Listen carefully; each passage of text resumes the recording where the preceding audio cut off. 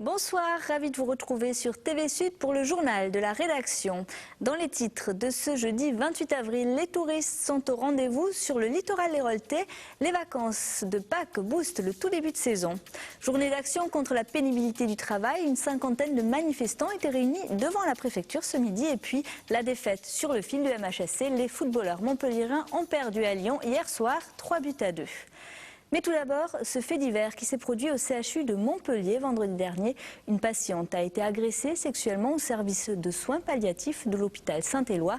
L'homme a été surpris dans la chambre d'une dame de 90 ans par une infirmière. Il a pris la fuite en lui administrant au passage un coup de poing. La victime grabataire est morte 2 jours plus tard, mais rien n'indique que le décès est lié à l'agression. L'enquête est entre les mains de la sûreté départementale. Dès que les rayons de soleil réchauffent le littoral, les touristes sont au rendez-vous, d'autant plus si des animations sont proposées, comme à la Grande Motte par exemple. Le point sur ce début de saison avec Olivier Brachard. Notre littoral mise de plus en plus sur le tourisme d'avant-saison. Car en septembre, les journées se réduisent, il faut penser à la rentrée des classes et les impôts pointent à l'horizon. Début du printemps en revanche, l'heure est à l'insouciance et aux premières dépenses dans son budget vacances. N'importe quelle manifestation ou événement peut alors servir de prétexte à un petit week-end de 3 jours. Dès qu'une mairie fait, et surtout sur le littoral, fait une animation, nous récupérons automatiquement du monde. Aujourd'hui, le client veut aujourd'hui avoir son soleil, veut avoir sa prestation, mais veut avoir des plus. Aujourd'hui, il faut qu'on lui porte un petit peu un ensemble et il choisit. Comme les autres stations du littoral, le tourisme à la Grande Motte dépend bien sûr des conditions climatiques, plutôt bonnes d'ailleurs en avril. En plus des vacances de Pâques, un événement a bien aidé la douzaine d'hébergements hôteliers de la station, le Salon international du multicoque. Grâce à de nombreux congrès l'an dernier à la même époque, cet hôtelier avait bien travaillé. Ce mois-ci, les amateurs de voile ont remplacé les congressistes et le taux d'occupation des chambres a été de 50%. Le mois d'avril de l'an passé avait été exceptionnel et cette année on arrive à être dans les clous grâce au salon nautique et pour nous on a réussi notre mois d'avril grâce à ça. Cette paillote n'a ouvert que lundi. Elle fait l'impasse chaque année en avril et mise toute son avant-saison sur le mois de mai. Problème, le 1er et le 8 tombent un dimanche. Il tombe très mal. Disons qu'en fait, on a un week-end basique, quoi. On n'a pas les 3 jours du 1er mai et du 8 mai. Donc c'est sûr qu'on a un manque à gagner. Des événements professionnels ou de loisirs, beaucoup de soleil et des congés à solder avant fin mai. Voici le cocktail préféré des professionnels du tourisme en début de saison. Trop dur, trop stressant, trop fatigant. La pénibilité au travail était dénoncée aujourd'hui. À Montpellier, cette journée nationale a été suivie par une cinquantaine de personnes rassemblées ce midi devant la préfecture. Pour les syndicats aujourd'hui, ce ne sont plus seulement les métiers physiques qui sont touchés. Les salariés de tous les secteurs sont exposés. On voit dans l'actualité récente avec France Télécom qu'il y a une réelle souffrance qui peut s'exprimer dans les entreprises. Ce n'est pas de la souffrance, anodine, c'est dû en particulier aux réorganisations qui sont très très mal vécues par les salariés dans les entreprises. Et donc il y a des modes d'action à prévoir dans les entreprises pour pouvoir faire en sorte que les salariés travaillent en bonne santé au quotidien. Et il y a des mesures à prendre en question aussi de réparation. Ils s'estiment lésés par leur direction. Ils l'ont fait savoir ce matin devant le magasin Carrefour Market Croix d'Argent. Il y a 3 semaines, ces salariés du magasin étaient en grève. Ils réclamaient notamment des salaires et des avantages égaux à ceux des magasins Carrefour. On avait promis aux grévistes que leur mobilisation ne serait pas sanctionnée, mais ils ont découvert que depuis, la direction ne leur proposait plus d'heures supplémentaires à effectuer pour améliorer leur salaire. On écoute un salarié. Ce matin on est arrivé, encore on a constaté que c'était une différence, il y avait d'heures supplémentaires, ils ont commencé avant nous. Donc c'est pour ça qu'on a décidé de sortir et de revendiquer ça, quoi. C'est de la discrimination un peu qui est faite par rapport à nous. Et il faut savoir une chose, c'est que nous on est sortis, c'est pas que pour nous, c'est pas pour embêter la direction, c'est pour nos conditions de travail, c'est un peu pour tout le personnel. Et je vois pas pourquoi nous on nous mettra à l'écart parce qu'on a fait grève. Contactée sur le sujet, la direction de Carrefour Market n'a pas souhaité s'exprimer.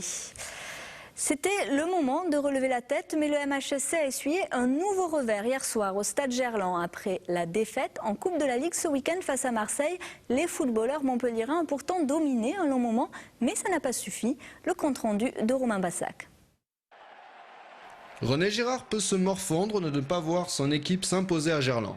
Le MHSC aura pourtant livré son plus beau match de la saison. Les Lyonnais prennent l'avantage dès la 22e minute. Un avantage rapidement comblé par Olivier Giroud qui trompe Loris d'une frappe à ras de terre. Montpellier ne baisse pas les bras, mais manque de réussite comme Geoffrey Dernis qui trouve la barre à 2 reprises. La défense montpelliéraine, affaiblie en l'absence de Spajic, suspendu, ne résiste pas au duo Gomis-Lisandro. 83e minute, Souleymane Camara égalise 2-2.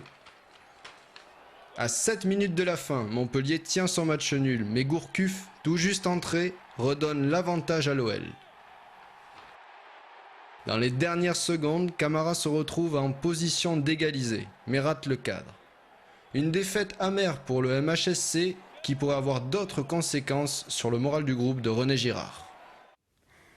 Et les karatékas français préparent le championnat d'Europe. Ils se sont notamment entraînés à la compétition au Pôle France de Montpellier. Il faut dire que parmi les 13 athlètes qui seront sur les tatamis pour le championnat européen la semaine prochaine, 6 sont de Montpellier. Le reportage de Louis Monziès. Essayez de vous mettre, on va tourner, donc une ligne là, une ligne en face. Le championnat d'Europe, c'est ce qui attend l'équipe de France de karaté du 6 au 8 mai à Zurich. C'est un défi à relever pour une équipe jeune qui tient à garder ses titres récemment gagnés au championnat du monde. Il s'entraîne activement au pôle de Montpellier pour préparer son championnat. Le pôle de Montpellier, en fait, il est constitué de 13 athlètes. On a eu une saison assez particulière, très très positive en termes de résultats. On a un groupe qui est là maintenant depuis 5 années à l'entraînement, qui arrive à maturité. Il y a également quelques jeunes qui arrivent fort aussi. Donc on a beaucoup de médailles internationales cette année, quoi. Donc du coup on est très satisfait. Et on espère que ce groupe-là sera toujours bien présent en 2012 à Bercy. Mais en attendant, il y a ce fameux championnat d'Europe où on est quand même 6 représentants de Montpellier sur la délégation. Combat, bien sûr. Et on fera tout pour, comme tous les autres d'ailleurs de l'équipe de France, amener le groupe à la meilleure des places. Le pôle France situé à Montpellier fait honneur à la ville mais aussi aux 13 athlètes qui s'y entraînent.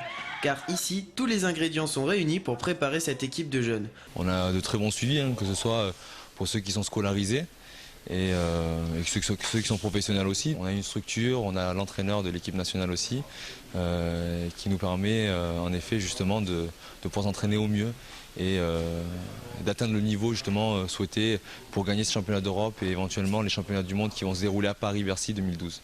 Avec un tel cocktail de talent, les autres équipes du championnat d'Europe devront bien tenir leur garde. Combat de gladiateurs et parade de l'empereur autour des arènes. La deuxième édition des Jeux romains s'est tenue ce week-end à Nîmes.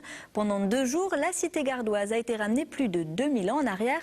Un voyage dans le temps qui a attiré près de 18 000 spectateurs, parmi eux Marion Gachy et Nicolas Pinchino.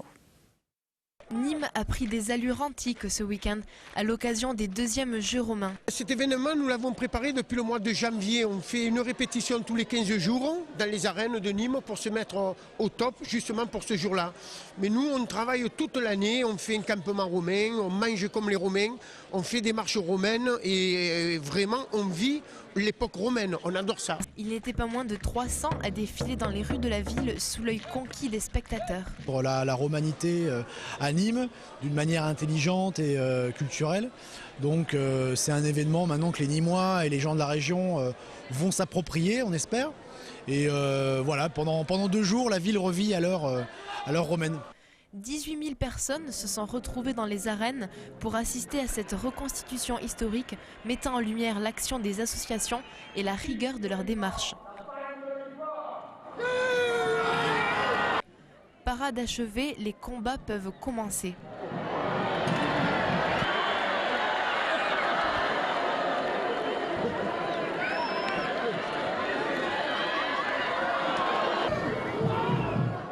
Venus en Maximus, les intervenants repartent en César une fois la fête terminée, fredonnant dans leur tête des Veni Vidi Vici bien mérités. Et voilà, c'est la fin de cette édition. Prochain rendez-vous avec l'actu demain à 12h30 pour le Flash. Et à 19h30, retrouvez le journal de la rédaction présenté par Pierre-Paul Castelli. Très belle soirée à tous sur TV Sud.